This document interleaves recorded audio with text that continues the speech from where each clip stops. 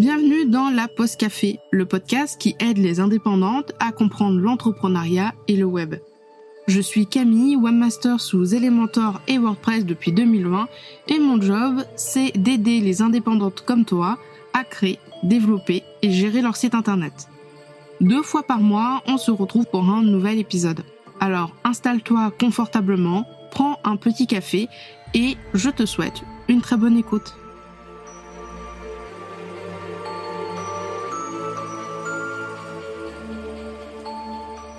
Hello, bienvenue dans la Pause Café. Aujourd'hui, on va accueillir Tamara Gilbert pour parler d'un sujet plutôt intéressant en rapport avec du coup la problématique, le sujet de la Pause Café, c'est comment développer son entreprise avec un ou une expert de la tech et quelles sont les clés pour réussir cette collaboration.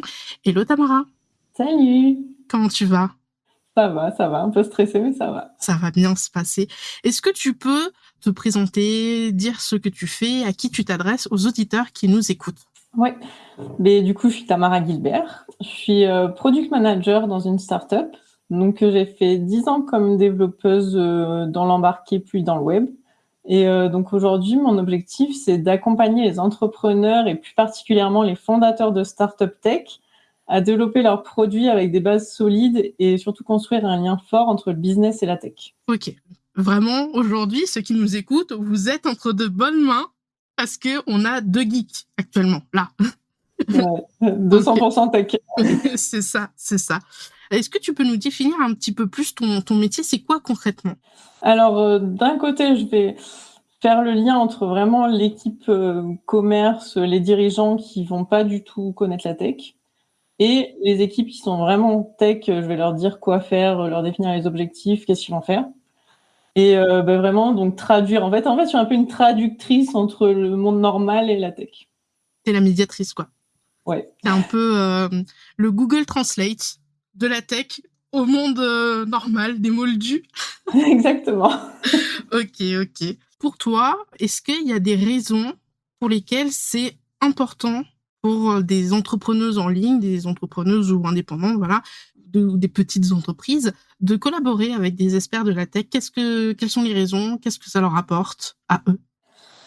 Déjà, je pense, c'est pour l'expertise technique. Déjà, c'est très intéressant de collaborer avec des techs parce que ils vont avoir plus d'idées, de solutions pour résoudre nos problèmes.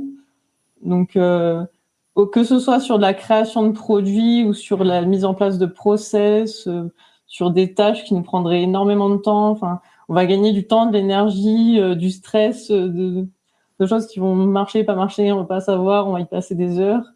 Donc, rien que pour l'expertise technique, c'est déjà énorme. Après, ce qu'on gagne aussi beaucoup en faisant directement appel à un expert, c'est tout ce qui va être les dernières tendances, savoir ce qui se fait aujourd'hui. Parce que le marché évolue super vite et si on veut rester compétitif, on peut pas tout gérer soi-même, quoi. Enfin, chacun son métier, comme j'aime bien dire. Chacun a ses compétences et on peut pas tous avoir toutes les compétences. Et s'il y a un dernier truc, c'est aussi fournir des conseils et des recommandations basées sur leur expérience, parce que les gens qui sont déjà dans la tech, ils ont vécu pas mal de choses, ils ont fait face à des problématiques, et du coup, d'avoir directement dans son équipe quelqu'un qui peut apporter ce genre de choses, c'est déjà énorme comme avantage, quoi. Ok. Mais du coup, est-ce que c'est pas dur au quotidien, enfin, de toi, de ce que tu peux voir dans ton travail? Est-ce que c'est difficile, je veux dire, de casser la barrière de justement ce langage tech? Parce que quand je parle des fois avec mes clientes, même si pour moi, j'ai l'impression de parler vraiment très clairement, que je peux pas faire plus clair des fois que ça, il y a quand même une barrière entre... Ouais, c'est pas évident. Comme je dis, moi, mon métier, c'est d'être traductrice. Et ouais, sur les gros projets, pour moi, c'est indispensable. Après, sur des plus petits projets, sur des fonctionnalités, certains process, je pense qu'on peut quand même s'en sortir sans vraiment avoir besoin d'une grosse traduction. Par contre, faut pas hésiter à poser des questions. Ça, c'est vraiment essentiel, c'est de pas rester perdu dans la discussion, quoi. Ok. C'est un peu la base de tout. Il n'y a pas de questions bêtes.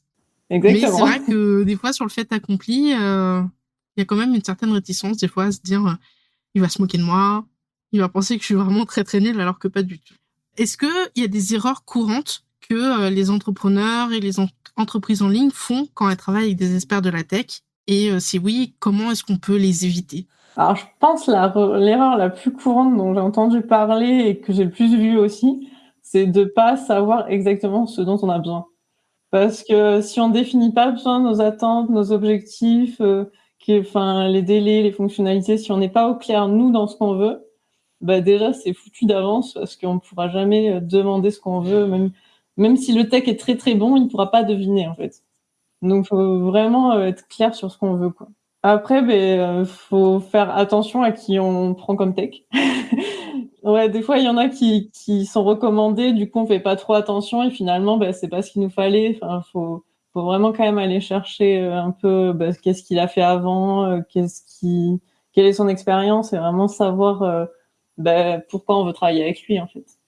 Une erreur aussi, c'est la communication. On en parlait juste avant, mais communiquer, c'est vraiment la source de tout. J'ai envie de dire de tout problème et de toute solution. C'est si on communique pas ouvertement, si on communique pas régulièrement, on va vraiment pas s'en sortir. Enfin, le tech qui a de l'expérience, c'est très bien, mais par contre, faut qu'il sache écouter et faut qu'il sache communiquer. Et je pense que c'est vraiment tout ce qu'il faut pour avoir la bonne personne en face de soi, quoi. Voilà. Et après, j'ai une petite remarque aussi, mais faut aussi pouvoir se remettre en question. Et ça, c'est moins évident, on en entend moins parler. Mais des fois, la personne va nous faire part de son expertise, elle va nous donner des conseils. Et va falloir se dire, oui, en fait, ma solution de base, c'était pas la bonne. Elle m'en propose une autre, qui est peut-être meilleure. Et des fois, faut s'y prendre sur soi et réfléchir un peu à tout ce que la personne va nous proposer. Ça fait quand même pas mal d'erreurs qu'on peut éviter. Je reviens un petit peu sur le dernier point. Est-ce que tu penses pour toi que c'est grave si, par exemple, un tech a proposé une solution au client et que finalement, il se rend compte que, c'était pas la bonne, c'est pas faisable finalement pour X ou Y raison. Est-ce que tu penses que ça fait de lui un mauvais tech pour autant? Est-ce que t'as ton avis dessus? Je vais pas dire que ça fait de bien mauvais tech parce que bon, vu que je suis dans la tech. Oui, oui, oui. Mais ouais, un tech, il peut faire une erreur. Enfin, un tech, c'est pas la parole absolue, quoi. Et moi, ce que je conseille toujours dans la tech, c'est quand même de prendre des marges. Parce que les choses vont toujours durer plus longtemps que prévu à la base. C'est presque normal que ce soit plus long. Donc je pense qu'il faut quand même avoir en tête que, ouais, il peut y avoir des petits malentendus, des petites choses où le tech, il va pas avoir tout juste du premier coup. Mais ça fait partie du jeu de la tech, je pense. D'accord. Est-ce que tu as un conseil à donner du coup aux clientes? Je sais qu'il y a certaines clientes qui reviennent me voir, qui me disent oui, j'ai délégué par exemple, tu sais, de l'automatisation ou un truc un peu technique du coup, et la personne n'a pas compris et je sens qu'elles sont frustrées, je sens qu'elles sont énervées. Pour autant, moi, de mon point de vue et de par mes expériences, parfois, ça arrive de se tromper, on va dire, de chemin. Est-ce que tu aurais des conseils pour les personnes qui sont en tant que clientes pour pas justement partir de suite en mode tu es nul, c'était pas comme ça. Tu vois ce que je veux dire? Je pense que dès le début d'un projet tech, quand on se lance dedans, faut quand même un peu s'intéresser à ce dont parle le tech. Faut pas partir en mode je fais une confiance absolue, c'est un tech, j'y comprends rien, il va faire son travail. Moi, je pense qu'il faut quand même aller chercher un peu, avoir des pistes, poser des questions. Comme on disait tout à l'heure, faut poser des questions, mais il n'y a pas de questions bêtes. Même si on n'ose pas, faut quand même y aller. Parce que le tech, pour moi, il est aussi là pour aider, pour expliquer ce qu'il fait, pour dire pourquoi il fait les choses.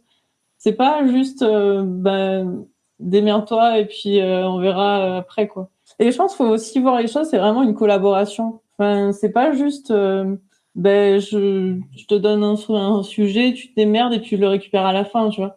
Faut vraiment voir c'est tout un process, une collaboration qui va faire que ça va bien se passer à la fin, même s'il y a des changements de direction. Donc en fait, le client, il est aussi responsable finalement parce que peut-être les questions qu'il a pas posées, c'est peut-être des questions qui auraient pu tout changer pour le projet. Ouais, mais carrément. Mais pour moi, travailler dans la tech, faut prendre ses responsabilités. Ouais. Je Tu le vois rejoins. tu vois ce que je veux dire. Oui, oui. Non, mais je vois ce que tu veux dire. C'est pour ça que je souris parce que très clairement, ouais, des fois, t'as des projets où les clients, soit ils y connaissent pas du tout. Et du coup, tu vas plus passer du temps à essayer de comprendre et à essayer de transcrire et du coup, tu vas pas avoir une vue d'ensemble. Soit tu vas avoir des clients qui s'y connaissent, mais qui posent pas des questions vraiment. Des fois, c'est des questions simples, mais qui sont ultra importantes. Est-ce qu'on a besoin de ça? Est-ce que ça, c'est possible? Et du coup, des fois, on arrive en cours de projet, on est là en mode genre, du coup, toute la trame, en fait, elle est erronée, si tu veux. C'est un peu comme du tricot. On a loupé un truc, quoi. Donc, oui, oui. J'ai un petit exemple qui est assez représentatif. J'ai un commercial un jour qui a demandé à un tech de lui faire un bouton pour envoyer des certificats médicaux. Du coup, le tech, il fait un bouton qui envoie des certificats médicaux. Et sauf que il y avait pas de pop-up de retour, ça lui disait pas que c'était fait ni rien, quoi, juste envoyer des certificats médicaux. Donc le commercial, il a cliqué en se disant mais ça marche pas puisqu'il avait pas de retour. Et en fait, ça envoyait genre plus de 10 mails à toutes les personnes d'une liste de 600 mails, quoi. Waouh. Et du coup, c'est à ça qu'on voit des fois, c'est vraiment des petites choses, des petits détails que la personne va pas penser à exprimer, mais si, en fait, faut toujours aller chercher les petits détails parce que c'est là où sont les grosses erreurs au final. Oui. Mais du coup, est-ce que c'est pas, du coup, là maintenant, la responsabilité du tech, surtout quand c'est un tech tout seul, que c'est pas un tech, je veux dire, en équipe, est-ce que c'est pas du coup de la responsabilité du tech d'essayer de penser à tout, justement, de proposer au client, quand tu envoies, par exemple, pour ton exemple, ça serait bien d'avoir un pop-up, une confirmation ou autre? Alors, c'est de la responsabilité, oui et non. Je pense qu'il y a la responsabilité des deux parts. Je pense que le cahier des charges est là dès le début pour bien fixer les deux parties, en fait. Faut que la personne qui fait la demande explique clairement ce qu'elle veut, que le tech travaille sur la demande. Mais d'un autre côté aussi, il faut que la personne, elle relise exactement ce que le tech va faire et qu'elle valide ou pas et qu'elle dise, non, là, il faudrait que ce soit un peu plus comme ça, un peu plus comme ci, quoi. Je pense que la responsabilité elle est vraiment partagée. Il faut vraiment que ce soit mutuel, quoi. Ok. Alors, j'ai pas sauté des questions, mais du coup, j'ai une question là qui pop, je suis désolée. Pour toi, c'est quoi un bon cahier des charges? Comment on définit un bon cahier des charges quand on veut travailler avec un expert de la tech? Qu'est-ce qu'on met dedans? Euh, Bonne question. Non, mais je pense un bon cahier des charges, c'est un cahier des charges où déjà le client va se projeter. En fait, faut vraiment que le client il ait pas de questions en plus, quoi. Si le client a encore des questions derrière, c'est qu'il n'est pas finalisé. C'est pour ça que je dis il faut vraiment poser des questions. Après, il n'y a pas vraiment, il peut y avoir tellement de sujets différents dans un cahier des charges. On va pas s'étaler sur la diversité du cahier des charges, mais pour moi, c'est vraiment le client quand il lit le cahier des charges qui a été écrit, il faut vraiment qu'il comprenne. Et dans l'autre sens aussi, il faut que le tech il comprenne le cahier des charges. Et après, quand le tech lui renvoie tout ce qu'il a prévu, que le client comprenne exactement et qu'il lui dise oui, c'est ça qu'il me faut, quoi. Ok. Faut qu'il n'y ait plus aucune question, plus aucune incertitude. Non, mais de toute façon, tant qu'il y a des questions, faut qu'elles soient posées. Ok, ok. Comment est-ce que les indépendantes, les entrepreneurs, en plus celles qui sont un peu toutes seules, elles peuvent choisir le bon expert pour leur projet? C'est quoi les questions qu'elles devraient se poser quand elles veulent sélectionner un expert de la tech? Mais moi, je pense, du coup, il y a 4 étapes. La première, c'est de bien définir qu'est-ce qu'on veut.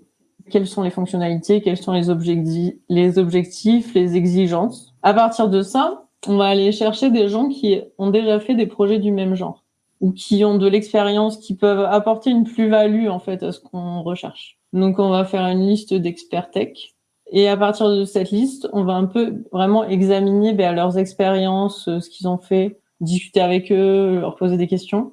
Et du coup, il y a une petite liste de questions quand même qu'on peut poser. Donc, ça peut être quelle est l'expérience dans le domaine dans lequel on veut faire quelque chose? Quels sont les projets similaires que la personne a réalisés? Quelles compétences techniques clés peut-elle apporter à ce projet? Et c'est vraiment tout le temps en fonction du projet qu'on veut faire, quoi. C'est vraiment très important. Comment est-ce que les défis technologiques spécifiques qu'on peut rencontrer seront abordés? Quelles sont les méthodes de communication et de collaboration avec le client? Oui, oui, Super on important. évite les messages Instagram, s'il vous plaît, et les messages vocaux de 4 kilomètres de long. Voilà. Quels sont les process par exemple, comment on va fournir les documents, comment on va les récupérer, ce genre de choses. Et du coup, c'est vraiment une multitude de questions. Et même si vous connaissez la personne, même si elle est super sympa, mais je m'en fous en fait. Vous lui posez les questions. Faites gaffe parce que Tamara va venir chez vous avec une batte de baseball, vous fracasser les 2 genoux. Non, mais je veux dire, après, faut pas venir dire, en fait, ça s'est mal passé, quoi. C'est vraiment, faut vraiment aller chercher. Enfin, je répète, mais quand quelqu'un recommande une personne parce qu'elle a travaillé avec sur un projet, vous ne faites pas le même projet et ça peut ne pas fonctionner, en fait. Et alors, les questions à éviter, j'en ai une surtout. Mais les projets, les questions, est-ce que vous savez faire une maquette ou une page de vente? Alors, les questions, est-ce que vous savez faire, elles sont répondues par oui ou non. Et forcément, la personne, elle va toujours dire oui en face. Hein. Elle va pas dire, non, je sais pas faire. Donc, il faut vraiment faire des questions où on va vous répondre par vraiment des phrases complètes, où on va pouvoir analyser la capacité de réfléchir, de communiquer, quoi. Voilà. Et surtout, c'est pas que le feeling qui compte, quoi. C'est les compétences, ça compte quand même. Oui.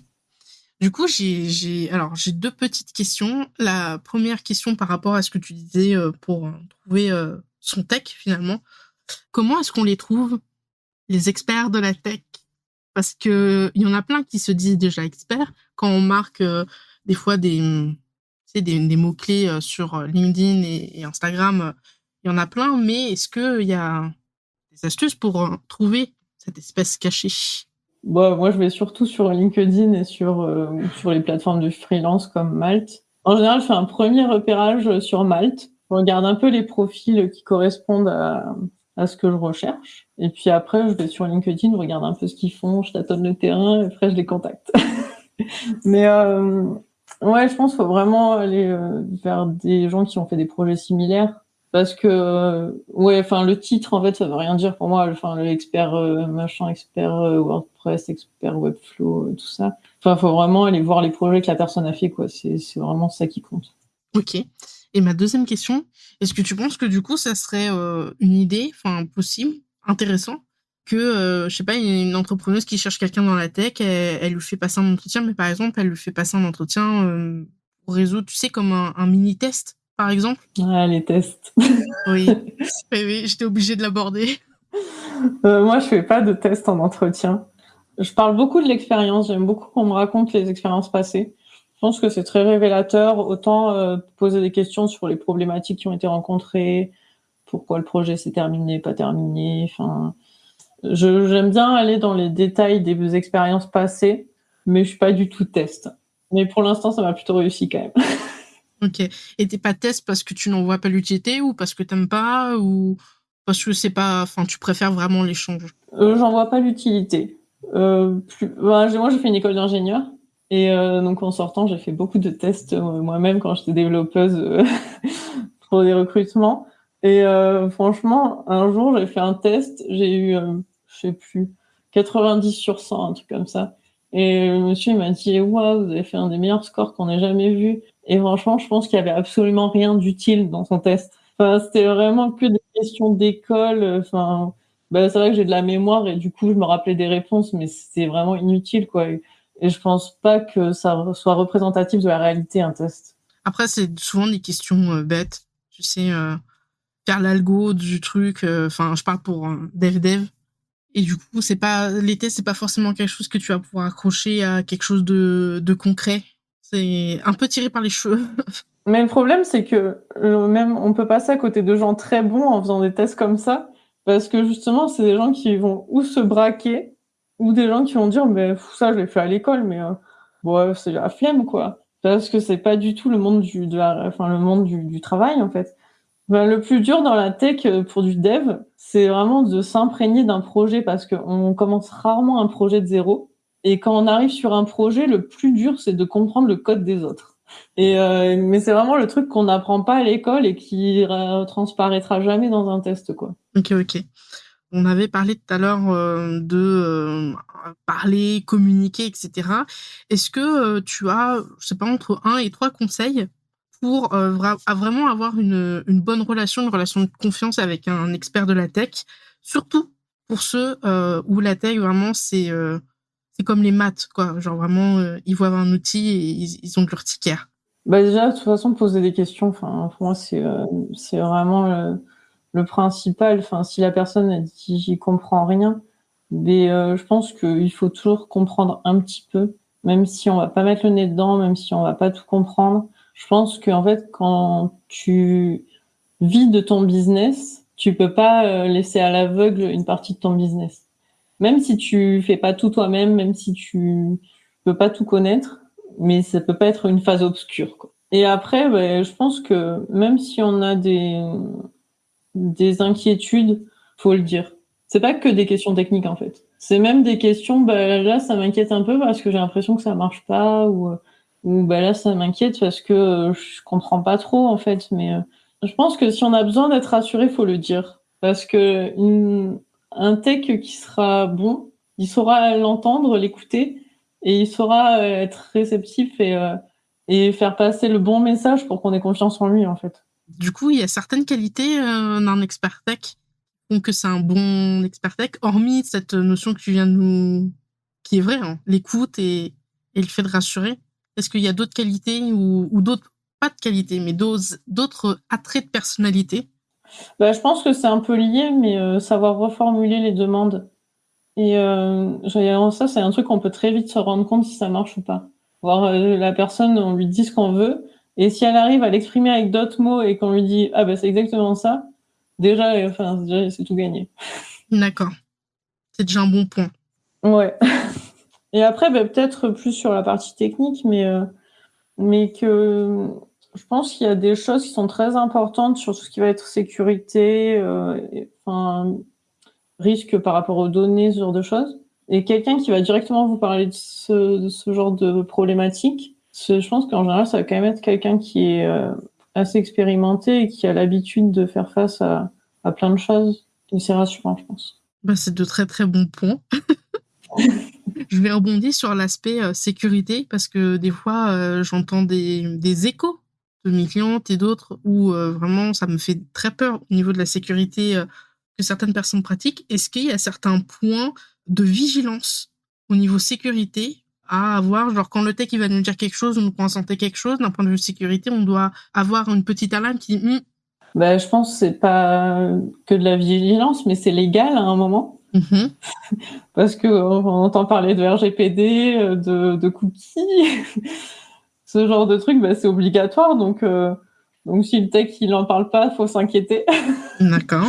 À partir du moment où on va enregistrer des données de clients, où on va enregistrer, je sais pas, des adresses mail, des adresses, des numéros de téléphone, là, faut faire super attention. Ça s'enregistre pas n'importe où, n'importe comment.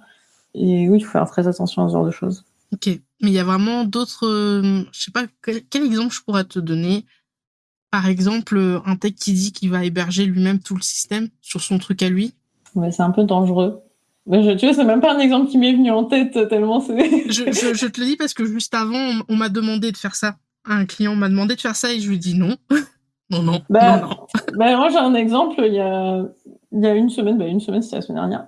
On a fait un lancement avec la startup avec qui je travaille. On a eu plus de 4000 inscriptions en 30 minutes. Donc, le site, il est un peu ramé, mais. Et puis, en faisant la blague, il y a un des techs après, il dit: on aurait pu avoir les serveurs là, on aurait été plus tranquille. Et en fait, ce qui s'est passé pendant ces 30 minutes, c'est qu'on a eu une coupure de Wi-Fi. Donc, je peux vous dire que heureusement que rien n'était sur site et que tout était ailleurs. Oui, oui. Sinon, ça aurait Donc, été ballot. donc voilà, les coupures de Wi-Fi inopinées qu'on peut avoir chez soi, c'est une raison pour laquelle il ne faut pas héberger chez soi. Sauf si on a un très très bon backup derrière. Mais dans ce cas, pas chez lui, ou alors il a une très grande maison. Après, on était dans les locaux de l'entreprise. Oui.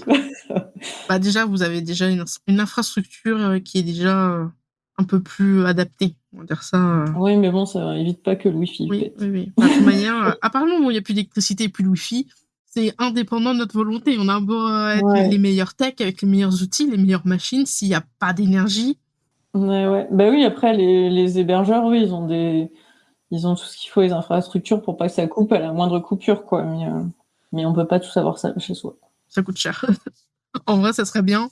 Mais D'ailleurs, du coup, en disant cette phrase, tu me fais penser à un truc, mais Mais des fois, vaut mieux payer 50, 100, 150 euros que essayer de faire les choses soi-même. Limite pour l'hébergement, ça me fait penser à ça, c'est que c'est pas très cher et que je pense que ça vaut le prix du Ouais, risque. des fois, c'est ça, vaut mieux dépenser. C'est bien de vouloir faire soi-même. C'est une très bonne leçon, ça, parce que on voit beaucoup de gens, tech ou pas tech, hein, qui veulent faire eux-mêmes. Mais des fois, il vaut peut-être mieux dépenser et avoir l'esprit tranquille et être sûr que on paye un service, donc ça suit derrière, plutôt que de faire et puis d'être coincé. Mais ouais, non, mais je rejoins. Après, si je pouvais avoir un data center chez moi, tu vois, une baie de brassage, là, il y a la moitié des auditeurs qui sont partis. Mais franchement, ouais, ça serait classe. Non, mais après, si tu arrives à avoir toute l'infrastructure, tu peux aussi trouver un nom et développer le truc, tu vois, tu feras un nouveau OVH. Écoute, quand j'aurai un peu plus de money, hein, parce que ça coûte bonbon. Ok. Autre question, imaginons, donc condition, imaginons moi je suis une personne qui est très réticente à travailler avec la tech, très réticente déjà peut-être à déléguer, mais encore plus quand ça parle d'outils, voilà, tout ce qui est un peu technologie, etc., etc. Qu'est-ce que tu me dirais pour m'accompagner, pour faire en sorte de me mettre à l'aise et pas forcément de pousser forcément à la collaboration avec toi, mais pour rassurer? Qu'est-ce que tu pourrais dire? Bah, déjà, t'expliquer que j'ai déjà fait plein de projets similaires qui se sont très bien passés. Je vais même te les montrer. Et puis t'expliquer vraiment mes process, comment je fonctionne, mais quels outils j'utilise, comment ça va se passer. Enfin vraiment ouvertement t'expliquer tout ce qui va se passer, tout le déroulé. Qu'est-ce que tu as besoin, qu'est-ce que j'ai compris de tes objectifs. Vraiment reformuler ce qu'on disait tout à l'heure, mais reformuler ta demande sous d'autres termes un peu techniques, mais pas trop. Et oui, tu rassures au maximum en vraiment t'expliquant tout ce qui va se passer, quoi. Il y a rien de grave. Tout va bien se passer. Tout va bien se passer. Ouais. Et puis vraiment que c'est expliquer que c'est une collaboration, qu'on peut faire des points réguliers, que en fonction du projet, évidemment. Enfin, il y a des projets qui vont durer moins que d'autres. Après, sur vraiment des gros projets, enfin, je conseillerais quand même de se faire guider par quelqu'un qui a un peu plus de maîtrise tech. Ok, ouais. Bah, avoir finalement quelqu'un comme toi qui fait un peu déjà médiateur. Oui, sur des projets, par exemple la création d'une app, d'un site avec une grosse base de données derrière, enfin ce genre de choses, je pense qu'il faut quand même un peu se faire guider.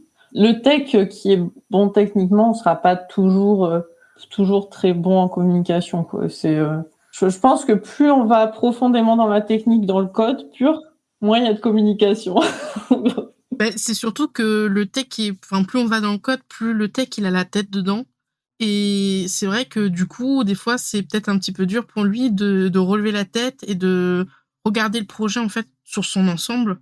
Et c'est toujours bien, je trouve, d'avoir quelqu'un qui est pas forcément, qui est dedans, dans le projet, mais qui est suffisamment à distance, théoriquement parlant, hein, bien sûr, mais pour donner son avis et peut-être c'est ça, faire médiateur, en fait, avoir un médiateur ou, enfin, en tout cas, avoir quelqu'un qui est suffisamment ouais, à distance pour voir le projet dans son ensemble, poser les questions, faire les points. Ouais, suffisamment à distance, mais aussi suffisamment tech. Enfin, c'est un peu limite contradictoire, mais en fait, c'est un tech, mais qui est pas forcément dans la pratique, mais qui va vraiment pouvoir guider tout, quoi. C'est un chef de projet un peu spécialisé tech. Parce qu'il y a des métiers qui ont vraiment des mots et tout, mais dans l'ensemble, je grossis le truc, quoi. Finalement. En plus, il y a plein d'acronymes. Oui. Bah, quand je disais que je faisais développeur web parce que je faisais des sites internet, pour la plupart des gens, développeur web, pardon, je pouvais faire du logiciel, je pouvais faire des applications, je pouvais créer le prochain Uber Eats. J'ai eu des demandes pour créer un truc de type Amazon. Ça m'étonne pas. Donc j'ai dit non. Alors, il y a beaucoup de métiers. Et en fait, tu vois, c'est ça, c'est la différence entre ceux qui sont dans ce domaine-là, qui eux utilisent les bons mots et les bons voilà, et ceux qui sont pas forcément, qui mettent tout dans le même panier, quoi. Ouais, mais tu vois, c'est là où par contre, des fois, les gens qui se nomment experts de quelque chose, des fois, c'est plus facile aussi de les trouver parce que un développeur web, ça peut tellement faire tout et n'importe quoi qu'au final, Moi, j'ai envie de dire, si vous voyez développeur web sur le profil, vous pouvez fuir tout de suite. Ou alors, faut regarder vraiment ce qu'il fait, mais de très près, quoi. Pour voir. Après, il y en a tellement que si tu te mets à faire tous les développeurs web, Oui. c'est vite compliqué. Ouais. Mais bon, il y a encore quelques années, quand je disais que je faisais du logiciel, pour mes parents, j'étais technicienne, je pouvais faire des serveurs, brancher les câbles, gestion de parc informatique. Je pense que tous les techs ont connu leurs parents qui leur demandaient de réparer l'imprimante. Ah non, mais tout ce qui est logiciel, Norton ou l'antivirus, l'imprimante, le PC. Récemment, ma mère m'a demandé de prendre le PC portable Windows Vista pour pouvoir le convertir pour utiliser Windows 10 dessus. Et j'étais là, ce n'est pas possible. Je me dis, mais pourquoi? T'as juste à changer les composants. Oui, voilà, tu vois. Donc, il y a un peu ce... Ouais, c'est le triangle des Bermudes. Ouais, c'est ça, c'est le triangle des Bermudes. C'est un peu le flou, le brouillard de... Voilà. Ouais, mais même entre nous, on se comprend pas toujours. Et puis, ça change vite. Il y a beaucoup de nouveaux métiers qui sont inventés de plus en plus et c'est pas toujours évident de savoir à qui on s'adresse. Oui. Bah, là, j'ai eu rendez-vous avec une entreprise et elle me parlait de professionnels makers. Et en fait, c'est les gens qui font du no-code. C'est des makers. Okay. J'étais là, mais il y a un autre nom pour ça. Il y a que vous qui l'utilisez. Et en fait, après, j'ai discuté avec d'autres amis. Ils me disent, non, nouveau métier, c'est maker. Je me dis, mais il y a un autre métier qui fait ça. Voilà. Donc, chacun invente son petit truc. C'est un peu comme les langages informatiques. Chacun invente son petit langage basé sur un machin. Et puis après, c'est la guerre de qui utilisera le plus. C'est ça. Pour les personnes qui nous écoutent actuellement et qui veulent découvrir ce que tu fais, tes contenus, et qui veulent peut-être en savoir un petit peu plus de ce côté-là, où est-ce qu'elles peuvent te retrouver? Et voilà, si tu as des médias à proposer, n'hésite pas. C'est ton moment. Mais du coup, on peut me retrouver sur LinkedIn, donc sur Tamara Gilbert, où je partage des posts toutes les semaines, que ce soit autour de la tech ou d'autres petits sujets intéressants. Et j'ai mon podcast Take Me to the Startup, donc où je parle aussi tech, mais un peu plus dédié pour les fondateurs de startup qui ont besoin d'être guidés ou qui se posent des questions sur plein de sujets autour de la tech dans les startups. Ok, c'est super. Bah, tous les liens seront de toute manière dans la description, donc voilà, vous aurez qu'à travailler, c'est-à-dire aller dans la description et cliquer sur les liens. Ce sera votre devoir du jour. Est-ce que tu as une personne en tête, là, que je pourrais inviter dans la pause café, qui pourrait aider les indépendants, les indépendantes avec la tech, avec les outils, avec l'entrepreneuriat? Est-ce que tu as un nom? Ouais, moi je pense à Marie Rouquette, qui est sur Instagram, je sais pas si tu la connais. Du tout. Et elle fait des sites web, elle a des templates de sites web, et elle crée des sites, elle a une formule qui est un site en une semaine. Et je vais travailler avec elle sur les maquettes de mon site là prochainement. Oh. Et voilà. J'ai hâte. C'est difficile de faire les maquettes pour soi-même, hein, de son site. Hein. Ouais, ça fait, je pense, 1 an que je suis en train de les procrastiner, tu vois. Et du coup, Marie, je la suis depuis un moment et elle est très très dynamique et vraiment, elle est super à suivre et vraiment, ça fait 1 an que je la suis et je me suis dit, allez, je vais passer à l'action, je vais lui demander de m'aider. Ah oui, non, mais les cordonniers sont toujours les plus mal chaussés, ça c'est tellement vrai, parce que quand ça serait pour d'autres personnes, ça irait, mais quand c'est pour nous... Entre le fait de procrastiner et puis, moi, j'ai un peu envie d'avoir une vision un peu externe, tu vois. Je me dis, j'ai l'impression que tous mes visuels, ils se ressemblent, je fais toujours la même chose et je me dis, peut-être, elle m'apportera des idées neuves. Ok, ouais. Un peu de sang nouveau. Voilà. Donc, j'attends les surprises. Ok, bah écoute, j'ai vraiment hâte de voir ça. Je mettrai le lien de ton site. Quand il arrivera. Ouais, c'est ça. Et puis de LinkedIn et de ton podcast, tout ça en description. Merci d'avoir accepté et d'être venu sur la pause café. C'était vraiment très cool de discuter entre geeks, entre tech. J'espère qu'on n'en aura pas perdu en cours de route. Ça serait dommage. Mais voilà, merci beaucoup. Et merci beaucoup à toi de m'avoir accueilli. Sur ce, je te laisse. Je vous laisse également, auditeurs qui nous écoutez encore. N'hésitez pas à aller dans la description. Et puis, on se retrouve dans un prochain épisode de la pause café. Salut Tamara. Salut. C'est déjà la fin, tu es encore là? Alors merci à toi d'avoir écouté jusqu'ici. Si tu as encore une toute petite minute et surtout si tu as aimé cet épisode, tu peux chercher sur Apple Podcast ou Spotify le podcast La Pause Café pour y laisser une note et un avis. Sur ce, je te retrouve très bientôt dans un prochain épisode. Je te souhaite une très très bonne semaine et puis je te dis à plus tard. Salut.